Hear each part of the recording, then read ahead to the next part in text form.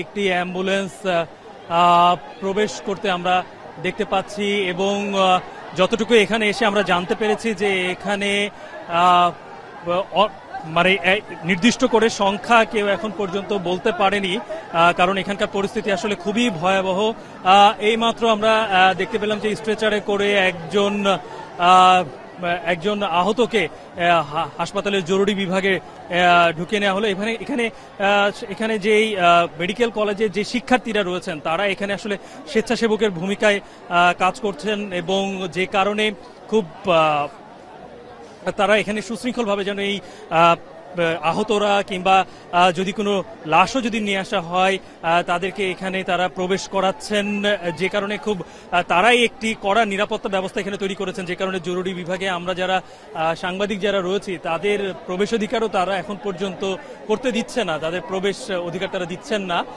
তবে এখন পর্যন্ত আমরা যতটুকু এখানে এসে জানতে পারলাম যে এখানে একাধিক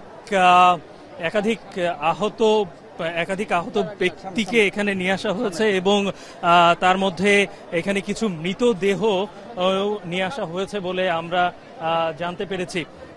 তবে এই উত্তরার যেই আজকে যে মাইলস্টোনে যে বিমান দুর্ঘটনার মাইলস্টোন স্কুল অ্যান্ড কলেজের উপরে যে বিমান দুর্ঘটনাটি ঘটেছে, সেই ঘটনা ঘটার পরে উত্তরার যেই কয়টি হাসপাতাল রয়েছে তার মধ্যে উত্তরা আধুনিক হাসপাতালে সবথেকে বেশি সংখ্যক আহতদের নিয়ে আসার কথা আমরা শুনতে পাচ্ছি।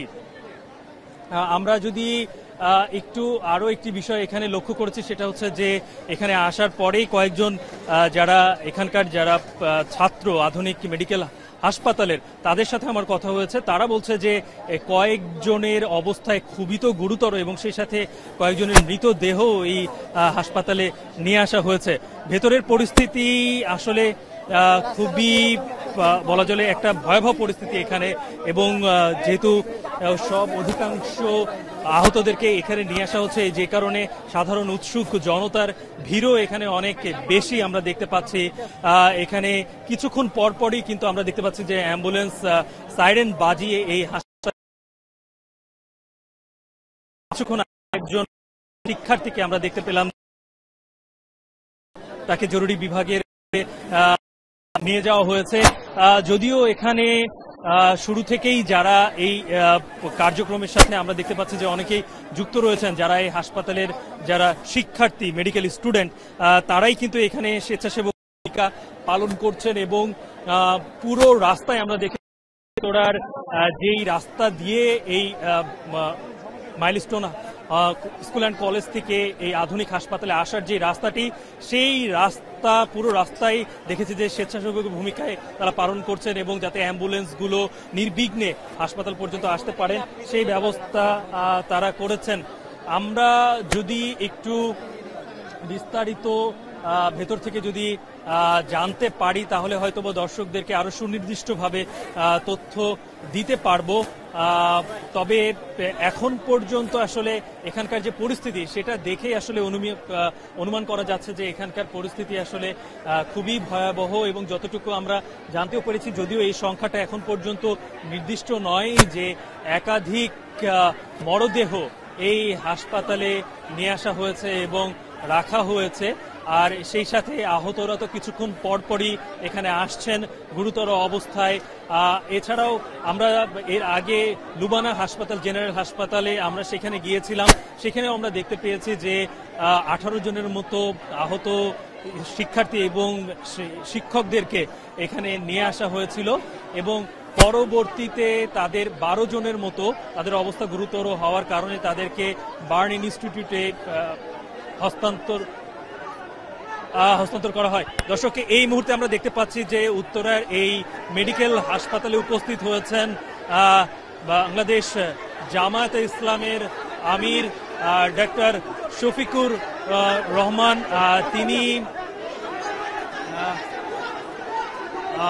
তিনি এখানে এসেছেন এবং সেই সাথে আমরা দেখতে পাচ্ছি যে জামায়াত সেক্রেটারি তিনিও এখানে এসেছেন। এখানে একটা বিশৃঙ্খল পরিস্থিতির তৈরি হয়েছে এখানে এখানে শিক্ষার্থীরা এখানে দেখা যাচ্ছে যে শিক্ষার্থীরা তাদেরকে প্রবেশ করতে দেওয়া হচ্ছে না। একটি উচ্ছৃঙ্খল পরিস্থিতি এখানে তৈরি হয়েছে। আমরা যদি একটু বিস্তারিত শুনি যে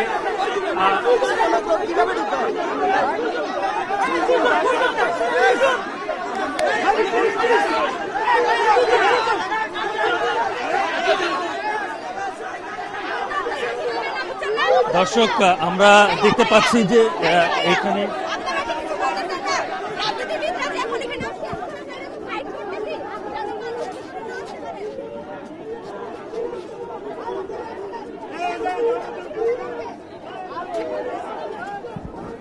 দর্শক আমরা যেটা দেখতে পাচ্ছি যে এখানে জামাতের আমিরকে একটি প্রতিবন্ধকতার সৃষ্টি করা হচ্ছে, যেহেতু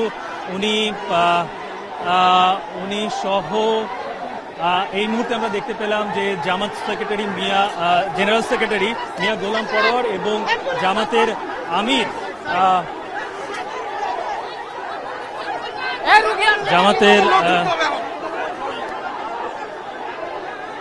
জামাতের আমির তাকে প্রবেশ করতে দেওয়া হচ্ছে এবং খুব কড়া নিরাপত্তা। আসলে যেটি শুরুতেই বলছিলাম যে এখানে শিক্ষার্থীরা এরই মধ্যে একটি আসলে আমরা দেখতে পাচ্ছি যে একটি অ্যাম্বুলেন্সও এখানে প্রবেশ করেছে এবং সেখানে আহত শিক্ষার্থী কিংবা শিক্ষক থাকতে পারেন বলে আমরা ধারণা করছি।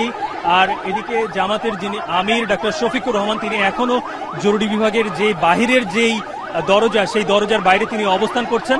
তাকে ঢুকতে দিতে শিক্ষার্থীরা একটু প্রতিবন্ধকতার সৃষ্টি করেছিলেন। তারা বলছেন যে এই মুহূর্তে তিনি যে এসেছেন, যে কারণে শিক্ষার্থীদের প্রতিবন্ধকতার সৃষ্টি হয়েছিল। যদিও আমরা দেখতে পাচ্ছি যে এই মুহূর্তে তিনি এবং জামাতের যিনি সেক্রেটারি জেনারেল মিয়া গোলাম পরোয়ার, এই দুইজনই জরুরি বিভাগে প্রবেশ করতে পেরেছেন। তিনি এখানকার শিক্ষার্থীদের চিকিৎসার খোঁজ খবর নিতে এসেছেন বলেই আমরা ধারণা করছি এবং এই কারণে এবং তারা বলছিলেন যে এই শিক্ষার্থীরা এখানে আসলে একটি বিশৃঙ্খল পরিস্থিতির তৈরি হয়েছে, যেহেতু শিক্ষার্থীরা চাচ্ছেন যে এখানে নির্বিঘ্নে যেন যেই আহত যারা আসছেন তাদেরকে যেন এখানে প্রবেশ করতে দেওয়া হয়, হাসপাতালে যারা তারা চিকিৎসা নিতে পারেন এই ব্যাপারটা নিশ্চিত করার জন্য তারা এখানে প্রথম দিকে জামাতের আমিরের সাথে, যেহেতু তার আশেপাশে আরো কয়েকজন কর্মী তারা ছিলেন, তাদেরকে আলাদা করে, কারণ সবাইকে তারা প্রবেশ করতে দেওয়ার অনুমতি তারা দিচ্ছেন না। আমরা যদি হাসপাতালের একটু পরিস্থিতি আরেকটু যদি বলি, যে যেহেতু জামাতের আমির এখানে প্রবেশ করেছেন এবং কিছুক্ষণ পরপরই যেহেতু এখানে আহত শিক্ষার্থীরা এখানে প্রবেশ করছেন, ভেতরের যে পরিস্থিতি, এই পরিস্থিতির আমরা এখন পর্যন্ত দেখাতে পারিনি।